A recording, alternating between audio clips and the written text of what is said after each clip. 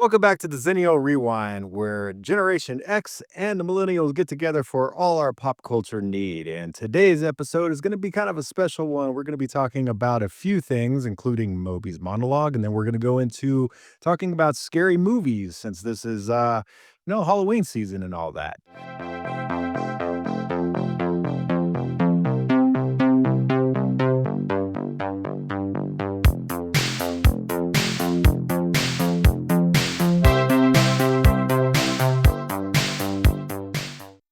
Hey guys, this is the episode that's going to drop around Halloween. You're wondering who I'm kind of dressed as. It is, I like to say, from the movie Drive 2011. It's Ryan Gosling's character after a truckload of McDonald's. So that's what we're going to run with here. But monologue today. So my algorithm on my phone and computer those articles about Generation Z, generation under myself as millennial, that and it's specifically articles to do with their poor work ethic. And basically, the story is if you've been living under a rock when it comes to Gen Z looking for jobs, you're gonna have nephews, nieces, sons, daughters that are looking for their jobs. Apparently, it's really hard out of that generation to find jobs, but when they find positions, they just don't work hard. You just sit there, they expect to just get paid and not really do any work. And it's becoming like a meme. It's becoming a stereotype. Part of that meme is the whole idea of a Gen Z stare, where you ask them to do something. I need and photocopies of this, please, in the next 10 minutes. And they just go and just kind of look at you like, are you dumb? And the articles run the whole gambit that you expect. It's everything from, yes, they have this really bad work ethic, to, yes, it's bad, but it's because they have no hope in life. They have no hope of affording a home or really getting ahead in life from the first generation, to have that happening to other articles, which I'd like, yes, Gen D may have these scares, but it's because, you don't understand, how they work. I've heard numbers, I'm paraphrasing here, but like upper 60% the Gen Z says work has to be meaningful to them. And, I just thought that was a good tipping point for a discussion here. I was a millennial, obviously, still am. And when I went to work, it was like, you get a job, but it was a summer job or a job during college. And it's like, you don't work hard, you get fired. It was very binary. It was very black and white. There was no question of, well, I don't want to work at this greenhouse, which is one of the jobs I had during college, because the work is not meaningful to my soul, because the work doesn't help me address societal and cultural issues. I was like, no, man, I just need to pay for college here. And I need to work hard to keep this job to pay for my college. And I just, look, part of me doesn't understand, because my role, I had a couple Gen Zers that I hired as assistants, and they last, and they played up to the stereotypes. I'm not going to lie. I had this one guy, 19-year-old kid, who took a chance on. His job for me was just to phone companies and verify that they used our products. Not like our specific brand of products. We sold rubber and plastic sheets and stuff like that. Just had to verify that we did that. You didn't have to do any sales at all. And the kid during his interview, oh yeah, I'll do whatever you want. I'll cold call Christmas morning. He cares about presents. Let me on the phone. And 2-3 weeks in, this kid calls me and my boss into his office. He goes, I hate this. It just stares at us. Like, okay, are we going to make you the CEO now because you don't like the job that you said you could do? Are you hate it? Because when you look at your bosses and say, I hate my job, and just continue to stare. That was actually the first time I can recall seeing a Gen Z stare, actually. It was like, my boss was like, well, okay, you're in your probation. We gotta go. Like, we're not giving you a different job or different task. This is what you signed up for and said you wanted to do. So with that anecdote, I wanted to throw this out to your RDX especially. I know it's my monologue, but I really want to hear from RDX, because you have a son who is Gen Z, and you're obviously a Gen Xer, so you know the work ethic that you and your friends had growing up as well. So what have you seen, or RGX, in regards to Gen Z, if I might ask, for work ethic? But what was your work ethic like as a young man starting out with jobs? Yeah, man. I mean, it was kind of crazy. I mean, we'll kind of start with my generation. So when we first got into like the work atmosphere, so my first job was kind of doing like the paper boy thing and um, just getting up early in the morning and delivering papers in the neighborhood on a bike, that type of thing. But my first real job is actually working as a dishwasher at a pancake house, essentially. Um, and I did that for about a year, or I went on to fast food or working at KFC and that kind of thing. But I remember working with like the older people, especially at the like the restaurant, the actual pancake house. Um, and they always saw us as being the lazy generation, the young generation. We were the worthless generation. So honestly, I could kind of say that I think that just kind of like trickles down through, as you get older, you see the younger generations below you, blah, blah, blah. They're lazy. They don't do anything, that kind of thing. But as I grew up, and I got into the 90s and then like the early 2000s, and I was working, you know, construction was one job I was working. I was working at the school. I worked HP. Well, that was like in the late 1990s, but kind of environment. And we started seeing kind of the millennials, the older millennials coming in. And then we started doing it. We were like, oh, yeah, these millennials coming in, they don't know stuff, they're avocado toast and, that kind of stuff. But, it's just one of those things. And now we see Gen Z starting to hit the job market and it's the whole thing all over again. It's like, oh, these kids, blah, blah, blah.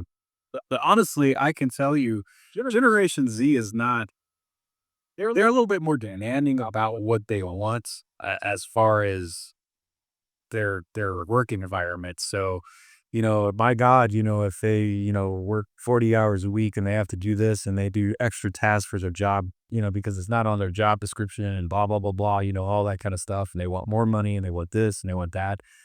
And it's one of those things you got to earn your keep to, once you start off at a job, unless you got like some high, PhD degree or something, you're gonna start kinda at the bottom of the totem pole, and you gotta work your way up, and I think that's kinda where, the younger kids, they go into the workplace, and they think that they're just gonna be, right there on top, making all the money, telling people what to do and all that, and they don't realize they're the guys getting coffee, and they're the assistant, that kinda stuff, "Hey, go get my tools over there for me," that kinda thing.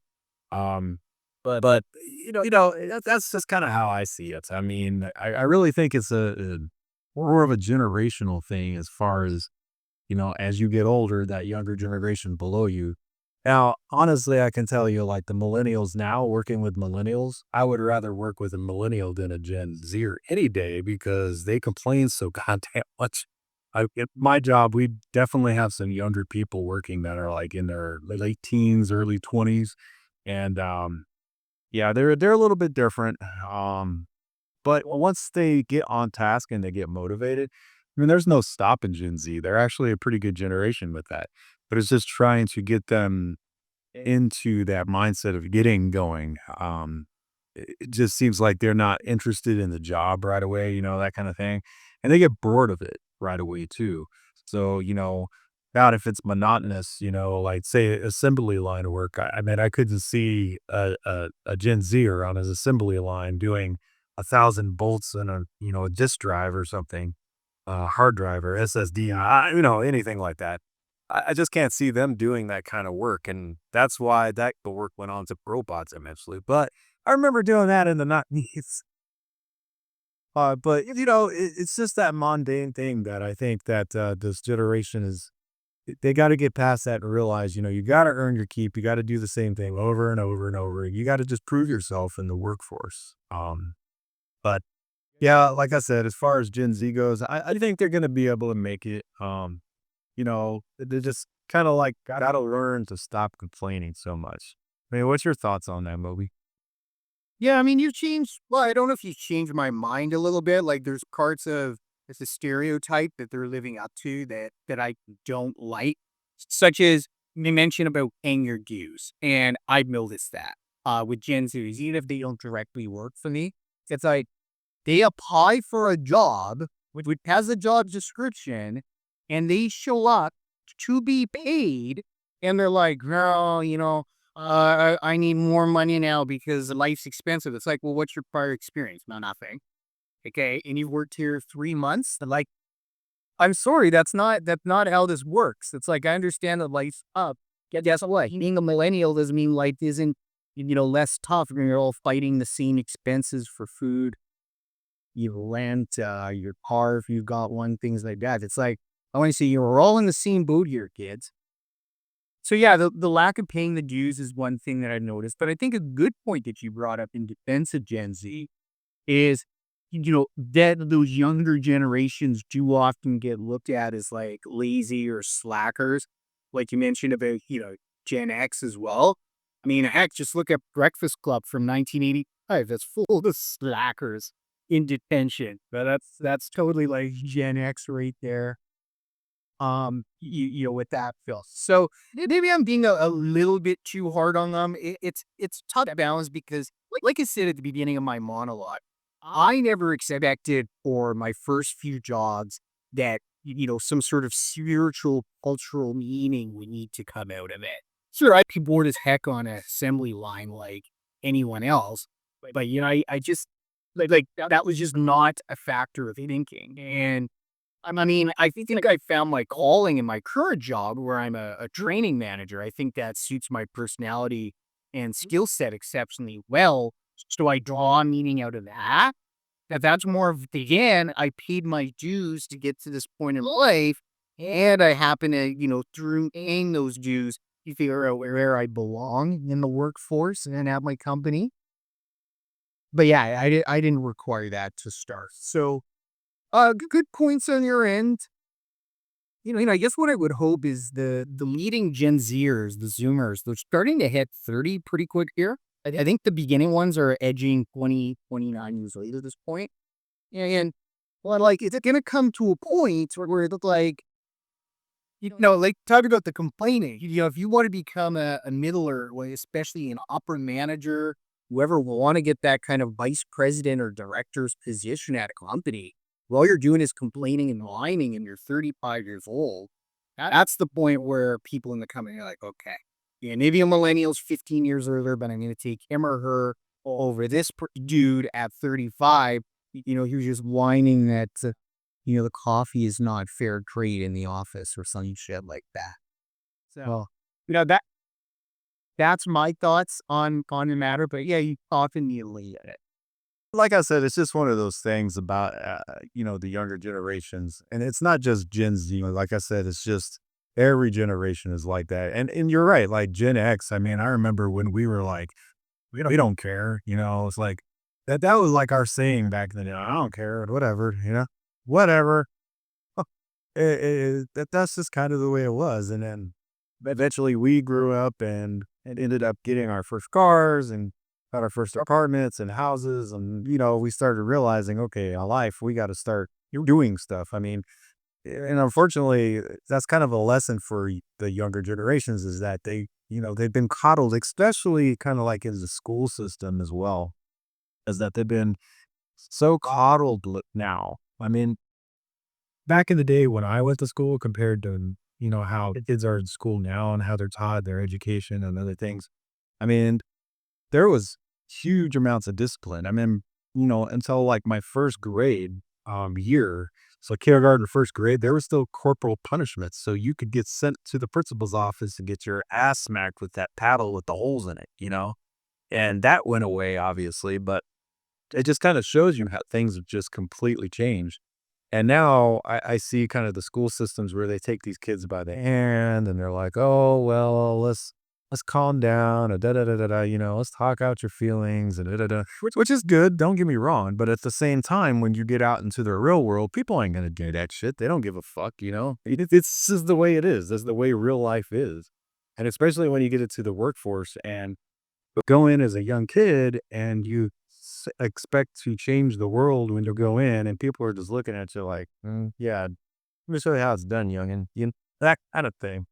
So yeah, I mean, that's definitely kind of the point that I want to put out is that, you just got to earn your keep. Like we were talking about, you got to earn your keep. You got to, do your dues and eventually, once you start working your way up the ladder, you're going to start seeing better outcomes in your employment and in life as well, because then you'll start making more money and you'll start being able to buy more stuff. And, that's it just comes with the territory. So, and I think that's just kind of the thing. Like I said, not just Gen Z. So we got Gen Alpha coming up now too. So everybody complains about Gen Z and how bad they are. I mean, what's Gen Alpha going to be like? And I'm going to laugh when the Gen Zers are complaining about Gen Alpha. It's going to be funny as hell. But I'll just sit back in my rocking chair laughing.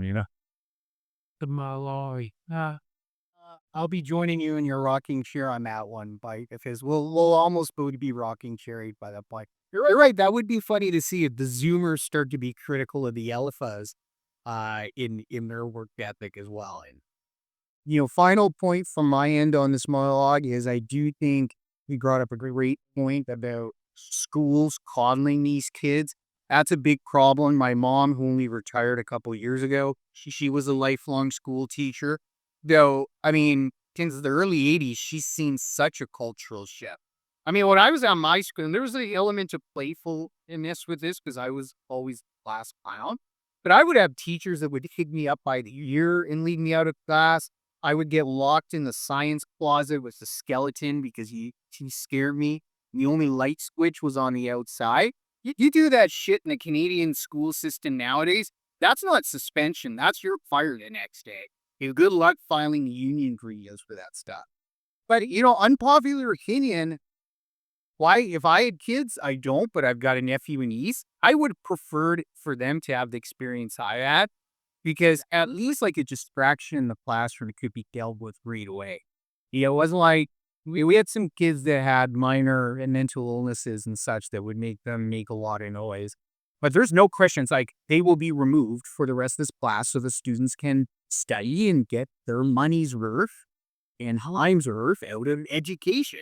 Same with the disruptive kid. It's like that kid could be disruptive 5 days over, but he's still be immediately read after like one or two warnings to their principals.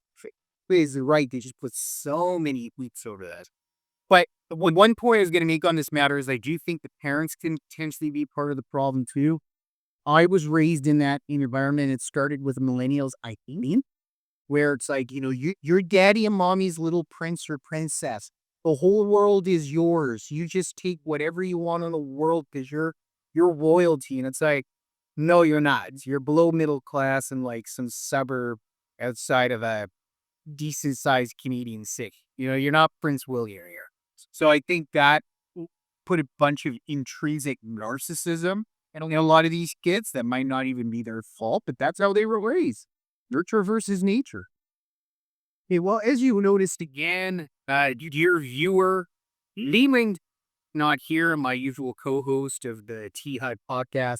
Fortunately, due to scheduling issues, he can't be here. He usually gives this call to action, so I'll try to deliver a similar amount of energy here. But 71.88% of you do not subscribe to the channel. You just stumble upon this thing and watch. And what we really love is if you enjoy what you're seeing, if you're entertained for your 40 odd minutes, however long this is, smash that bell to get notifications. Follow us, call us on our socials. Well, one thing I want to call you to do as well is comment. Whether you disagree with us or you agree with us, you think something we said was smart or stupid. To be honest, if you want to look behind the Wizard of Oz's curtain here, we love when we get comments from you guys just so we can all see what you guys are saying, respond. Yeah, whatever the channel's growth is, we love to respond personally to everything that's, that's brilliant. So, yeah, like and subscribe. Likes help a lot too. And let's carry on to our second segment. All right, guys. So on to the second segment of the show here. So what we're going to be doing is talking about some horror movies, basically horror movies that we grew up with and how they affected us and, other things. And, just the kind of horror movies that we all love, the ones that we grew up with. So I'll go ahead and give it a start here, Moby. So now as a kid, I was scared to death of freaking scary movies. So the first movie that I actually watched all the way through, and I wouldn't even consider it like a horror movie nowadays, but was Maximum Overdrive. with the clown truck and all that. The not Steven Spielberg, Stephen King novel. That was pretty cool. I remember seeing that, and yeah, it scared me, you know. And nowadays, like I said, it's not even you can watch it as like this is supposed to be scary, but as a kid, man, that did kind of trip me out where everything was coming alive, you know, all the machines, the cars, the toasters, the freaking microwave ovens is killing everybody. I mean, it was just kind of insane, you know. So like for the next few days, I was walking through the house, I'm like trying to turn on a light and I'm like, oh shit, what's gonna happen? But that was kind of like the first scary movie I got into. And then I just like went full bore into it. Nightmare on Elm Street came out. And God, that first Nightmare on Elm Street freaked me the fuck out. I mean, I couldn't sleep for like a week afterwards, but I couldn't get enough of it. So of course you went to go see the second one, third one, fourth one, and fifth one. You know, that's just kind of how it went. And then of course getting into Nightmare on Elm Street, I got into, Halloween, Friday the 13th. There's a whole bunch of them. Children of the Corn is another great one. Probably the last really good kind of horror monster movie type of, you know, movie I remember being like new would be like Jeepers Creepers. When that movie came out, it was just like, wow, we can actually still make movie monsters that are original. Holy shit, really? I was like, that is so cool. But obviously now that's had a sequel and all this and all that. But that's kind of, you know, my history. Moby, what about you, man? Although I come from kind of a slightly different background, not really unique when it comes to war movies. I grew up in a fairly conservative household. It really was on my mom's end. She was a conservative Christian. So certain movies we had to memorize. They had close eyes moments, or the hardest one was certain scenes, especially sex scenes, were like close eyes, close ears. And so basically, she had to watch these movies. We make sure we had memorized all the close eyes, close ear scenes. Then we were allowed to watch it alone. But just by the fact of the genre and all the slashing and blood that's going on and screaming, like horror movies were pretty much out of my childhood, like completely banned under Brett. I hear about you watching that at a friend's house, you're grounded for a week. It was only really so I met Leland. He introduced me to horror movies for the most part. I met Leland when I was 16. At first we just played Street Hockey together with a few other people because he lived on my neighborhood. That's where the name of our podcast comes from. If you viewers ever wonder, our podcast, Leland and I, is called the T HUD cast. Yes, we do pop culture, but T HUD stands for the neighborhood because all of us guys met on the neighborhood as teenagers playing street hockey. So Leland introduced me to these movies, and I'm heavily influenced by him. Also, my uncle. So my uncle growing up, my uncle Jeff, he said, if you watch one movie, you got to watch Jacob's Ladder, which came out in 1990. I'm telling you this because it's one of my top favorite. With Tim Robbins, a bunch of other good actors in it. It very much a psychological horror. It inspired a lot of the Silent Hill video game series. And so my horror predilection is primarily towards psychologically based horror. So a couple others I'll throw in. I think any of this would count as psychological horror. But The Thing from 1982 with Kurt Russell, that was probably the first horror movie you could call that science fiction horror that I seeked out myself when I was like 18, 19. Love it to death. It just had its 40th anniversary. Love it to this day. And another big one for me came out in 2007. Again, sci-fi kind of psychological horror. The movie was named Sunshine by Danny Boyle. No, I'm not sure if you've seen that one. It's about a couple ships heading towards the sun to restart it. The closer they get to the sun, the more weird psychological horror stuff starts to happen on their ship. Now, the other thing that Leland introduced me to is my single favorite horror series of all time, which is the Final Destination series. Now, that is definitely horror comedy. You cannot say it is horror without comedy because the comedy is very deliberate. And then that series, especially after the first movie, and there's 6 of them. The 6 is great, by the way. It's probably the best yet of all of them. It's a perfect blend of the horror and the comedy. But yeah, I mean, before the 6th movie came out, yeah, I mean, because it was so on, Leland and I once, I wish he is here. We did a marathon one Saturday. We watched all 5 Final Destination days in a row. Just bang with no boom, boom, boom. That's how much we like these things. So it's interesting. You seem like you've been more into kind of the classic slashers. So I'll ask you, when I mention comedy horror and science fiction horror, are you like in your head, you can be honest with you there, are you like, Moby, those don't really count? Or are you like, totally do, those are fair game? Yeah, dude. Definitely. Like Final Destination series. I mean, to this day, I can't get behind a log truck and be like, oh, fuck, I got to get around this damn. No. Huh, nope. Hey, the Final Destination ain't doing it. But yeah, dude. I mean, even like the stupid scary movie comedy things. I mean, those were pretty funny. And obviously, those aren't horror, but they were kind of based on the horror genre. Just kind of making fun of it, parodying it. But so I kind of dig those too. I'm not gonna lie, but yeah, I was definitely I got probably it was just my generation. We were probably brought up more with like the slasher. The older generation, older to me, they were brought up with like the Universal movie monster, Dracula, and all that kind of stuff, the Swamp Thing. And then as it got into the 70s and censorship started getting a little bit more loose and they started doing different things. I mean, Texas Chainsaw Massacre, all that kind of stuff started coming out. So that's probably a product of that, and that's why I kinda like those horror movies. Another one we didn't mention is Child's Play too with Chucky. Damn Chucky, man. Um, but, I mean, that's kinda how I feel about it. But I do love any kind of horror. I mean, even like Saw, well, honestly, it's the Saw series I can't really get into. That's more of that psychological horror. Um, I mean, it's gory too, don't get me wrong, but just the shit that goes on in those movies, man, it just kinda creeps me out. I'm like, "Who in the fuck would do this shit, man?" I'm like, "You gotta be deranged as all hell," you know? Um, but another one that I think was a really, really good psychological movie, and it's got a cult following now. Some people love it, some people hate it. I'm one of the, people that actually love it because I went to the movie theater right as it came out and took some girls with us, and we were all freaked out because everybody thought it was a real story, and that's the Blair Witch Project.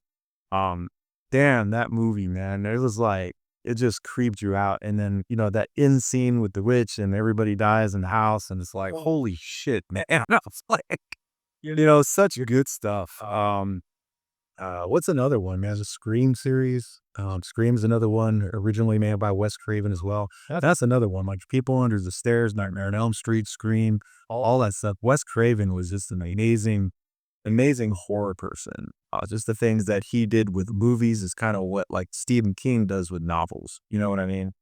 So that's kind of how I feel, man. I think that's why, like, maybe you talk to more Gen Xers, you'll probably get that same assumption from them that, we kind of grew up with the slasher films, so we're probably more into that than the psychological films. But honestly, the psychological ones freak me the fuck out to this day. And like you said, Final Destination is kind of that comedy one, but it's actually kind of psychological too, because you're sitting there and you're seeing all this shit happening around, and it's like, well, fuck, what can happen around me? I mean, I got all this electronic shit around here. I'm gonna fucking shock myself and die or something, You never know. So it always got you thinking. But I mean, what's your thoughts on that movie? First thought is I have the exact same thoughts as you being behind a logging truck. I am not joking. That happened all the time.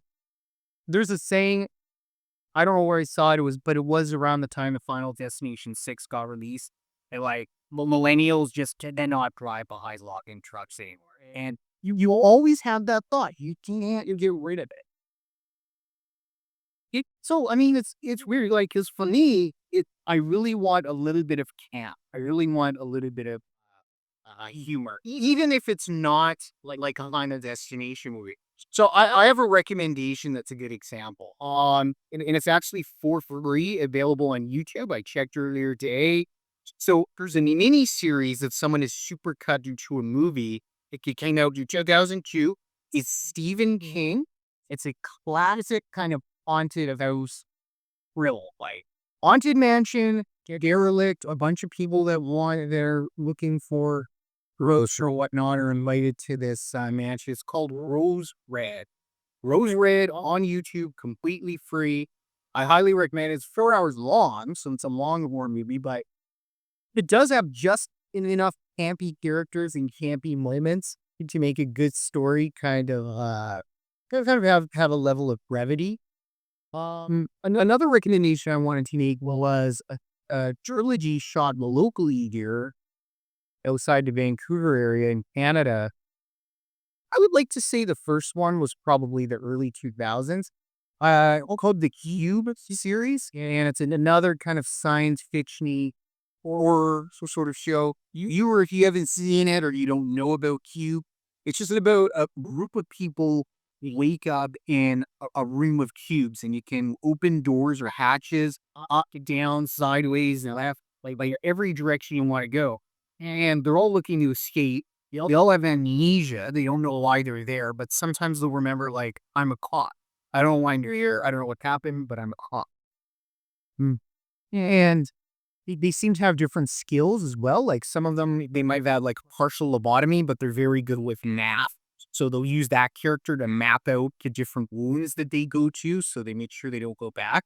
And the rooms can have like secret traps. That's where the horror and fun comes in, is just what these writers think of for traps.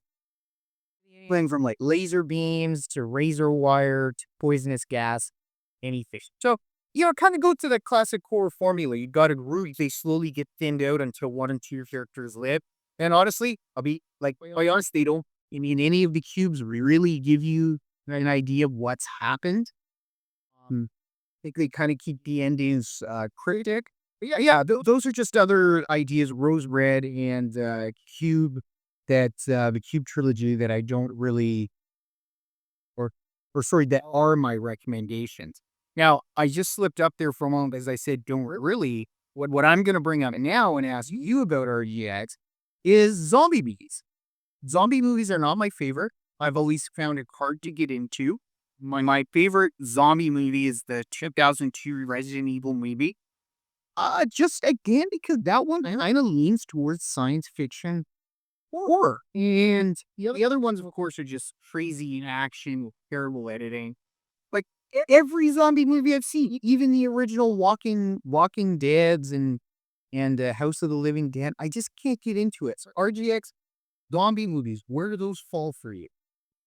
I'm kind of the same way with zombie movies, man. I mean, the originals, like, The Walking Dead and Night of the Living Dead, that kind of thing was, they were fresh and they were, kind of cool. And, they're definitely retro. And it's kind of cool to still watch those. But there's been so many different zombie apocalypse movies and different things. And I think it's funny. What's that movie that Woody Harrelson and them were in? I remember Zombie Land, I think it was. Yeah, Zombieland. Yeah, so that was kind of funny because it was like a funny take on it, So if we bring the humor kind of into it, yeah, I definitely think that that's kind of cool. But yeah, definitely, I'm not a zombie type of guy now. Playing Resident Evil, yes, definitely, or like going into like zombie mode into like Call of Duty or something and doing that. Definitely fun as hell, but. As far as like watching the movies nowadays, like I said, it seems like that genre has just been kind of played out now. But I do want to bring back something else when we were talking about campy videos or campy horrors, man. So I think one of the kings of campy horror is actually Freddy Krueger. I mean, he's a slasher. So like the first movie was scary. Okay, don't get me wrong, but the second movie was kind of scary and it had kind of that gay overtone as well. I don't know if you guys heard about that.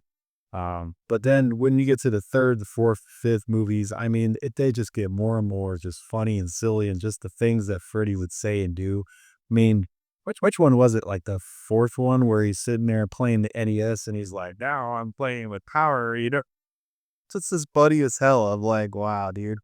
And then, obviously once the series ended and then later on they brought it back as the new Nightmare, uh, it brought back the fears and scary, just the horror back. It wasn't like campy and funny anymore. And then when they brought the series back again in 2010, which is the worst for freaking Nightmare on Elm Street. If you haven't seen it, don't see it. It's a waste of time. I hate that damn movie. But they tried to bring the fear element back into it, and it just honestly, Yeah, that's all it was just a fear element. And Freddy got his personality. You got to have Freddy be funny. I mean, without that, it's not Freddy Krueger. So, but yeah, dude, definitely the zombie movies not my thing. Now, what do you feel about it? That you talked about zombies. Now, there's other horror movies out there like Alien, which is sci-fi and still scary as shit. So, what do you think about movies, those like space sci-fi, horror type movies? What do you think about that? Yeah, that's a bit of an interesting question there because even about it, as I think about it, we've already listed a bunch of science fiction or horror movies that I like. So I like the genre. I have seen most of the aliens or alien related movies like Prometheus, even though the link is quite tenuous there. It's actually the only movie in the series or related to the series that I actually own. It was probably Prometheus' biggest bam when it came out. Mm. I like the idea of them. I like that there's an alien that's kind of stalking them on a ship. I'm definitely watchable. I've watched one. I only watched two in Alien 2 this past year. That was good. That kind of got a little more into action. I haven't seen Alien 3 and 4. I might be biased to Dancy because the first one I saw in the theaters, I think in around 2004, was Aliens vs. Predator. It was actually one of the first movies Leland and myself went and saw. And I mean, that was just a very kind of forgettable, popcorny, slash them up. And I think that was one of the ones where they wanted to be PG-13, so they made more money. So they edited everything and took out blood in certain scenes. You don't really know what's going on. And then yes, you're watching Alien and Predators. I gotta answer that with a slight negatory that the alien, the predator, that kind of monster on a ship, monster in a vase, doesn't usually appeal to me. And why I use the word usually is because I just recommended The Thing from 1982 earlier. That's accepting that. That's a base, a contained base, and a monster where you don't know where it is, killing people. So obviously I love the thing. Don't like it. Love it. But yeah, that's a really interesting question. I guess what I would say, like, RDX is, you mentioned psychological war is kind of rough for you because like that's the really scary shit. Yeah, do you appreciate that a little bit as you get older, or are you just like, nah, it's just not really my thing. I don't care how old I'm gonna be. Well, I don't know, man. It kind of just depends on the movie. Honestly, as I've gotten older, I've kind of gotten more out of the horror genre. Really, the only thing I do now as far as watching stuff is like sports. I mean, I don't really watch movies. My wife is the movie watcher. Um, but she'll drag me into movies and take me, to the movie theater, or we'll go downstairs and watch some movies and this and that. And I'll kind of sit down and, I kind of judge a movie within like the first 10 minutes. And I'm like, well, this is going to be cool. Let me sit back, get some popcorn and drink. Or I'm like, yeah, man, this is gonna be corny. I'm not gonna watch this. I'm like, it's just one of those slasher flicks where how much blood is there gonna be? That kind of thing. But that's kind of how I feel about it. Another genre that I didn't want to bring up too, Moby, is I kind of brought it up a little earlier, was like the classic movie monsters, Frankenstein, Dracula. Oh, we can all go all the way back to Master. What the hell is his name? Master Frog. Dude, yeah, I can never say it right. I actually watched that not too long ago for, I think, like the second time. It's been years since I watched it, and I'm like, yeah, that's actually pretty cool. Just the special effects that they could do back then, and just kind of the creepy things that they were doing. Yeah, it was actually a really good movie. But what's your thought on those old, old timey black and white, old Universal film type horror movies? Well, yeah, it's a good question. Now I have limited experience. I just quite simply haven't seen many of the original black and white ones. I actually Nosferatu's on my list, but I've never had a moment. But like I'm on a Friday night, like I have to go out of my way to find Nosferatu on streaming, or buy it off YouTube or something like that. I haven't had that kind of learning yet. Now, what I will say is there's two movies involving classical monsters that are kind of along this theme and that I really, really like. The first one is related to those classic 1920s, 1930s films, which is a 1999 Mummy remake with Brendan Fraser. My goodness, I grew up with that with friends that just loved that movie to death. It would be like everybody owned a copy. We still go to each other's house to watch it. We had our own copies. Um, but it was just so much fun. You could tell it captured the kind of adventure of that golden era of cinema. Out in the desert, long shots riding camels, big pyramids and stuff. I actually watched that only 2 weeks ago. No reason I just felt like it. And it totally held up. I was like, yeah, it's just, as the special effects are the only thing, the computer effects, yeah, getting a bit dated at this point. But other than that, it was like flawless. The other one I really like is The Interview with the Vampire. In 1994, I believe, Brad Pitt, Tom Cruise. It was more hardcore than I thought. I mean, I think it was Kirsten Dunst's first ever movie. She does an amazing job. I think she's like a 10-year-old in it. But, there's a scene, everyone dying of like the Black Death, and her mom is like a rotting away corpse, and she like, mommy, why won't you get up? And leads her to be, an orphan where the two vampires, Brad Pitt, Tom Cruise, take her as a third vampire. I thought it was a really good story. It kind of has that gothic romance to it as they go through the various eras, because that story takes place over a couple hundred years. I am big into gothic style stuff. I'm big into like the Phantom of the Opera, for example. Yesterday, I just hacked into a piece from Phantom of the Opera for a couple of $1,000. I got signed Phantom of the Opera mask, signed by Andrew Lloyd Webber on the night he won his Tony Award with a certificate of authenticity. So, I'm the end of viewer. You're going to see this on the wall behind me in about a month. And it's going to have a nice little rose attached to it. Like that kind of gothic, creepy, vampire gargoyle stuff I really like. I just haven't seen a ton of it, RGX, to be quite honest. So, from my end for the movies, I don't have much else to say, but I do want to bring up a point because you mentioned zombie video games. I love zombie video games. Resident Evil is my favorite series of all time.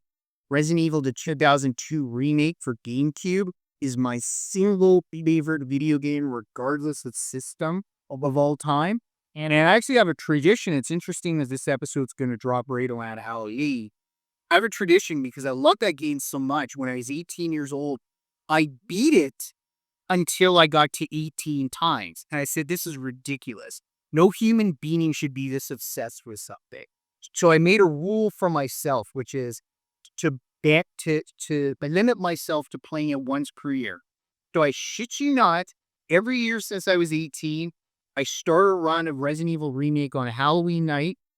It has to be finished by my birthday the following June. Because, I played the game a million times. I'm not always motivated to beat it all in the states of the two. But I usually do.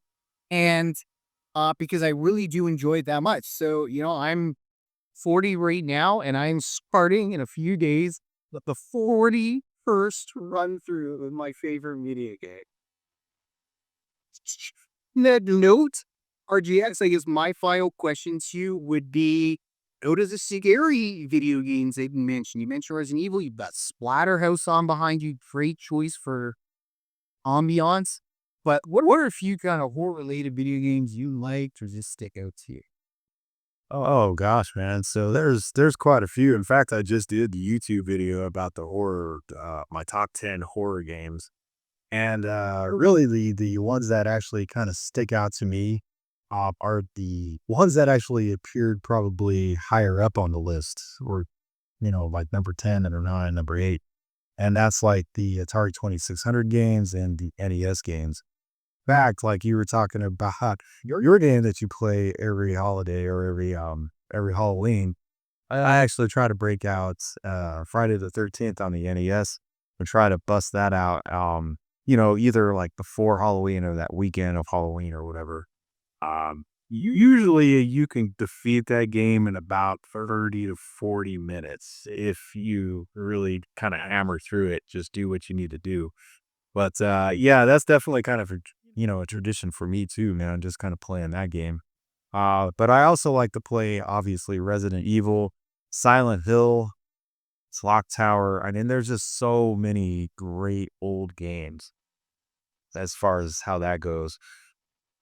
There were some that just didn't even make my list that I should have put on there, but I didn't. Some of the zombie games and other things as well. But uh, yeah, Splatterhouse is another great one back here. Although I wouldn't really call it a horror game. It made my list, but I'm like, it's not really scary, but it's gory, but it's not like scary at all.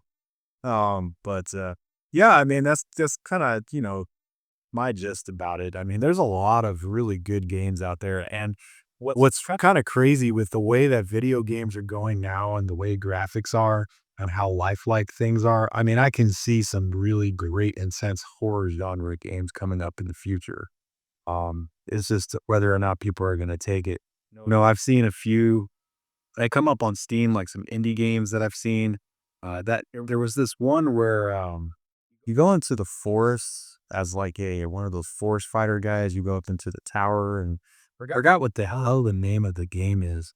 But there's like all this crazy stuff going on, all this supernatural stuff, and you end up finding out. I think at the end of the game, it ended up being aliens or something. I can't remember what it was because I didn't play it. I was actually watching some guy play it online on YouTube.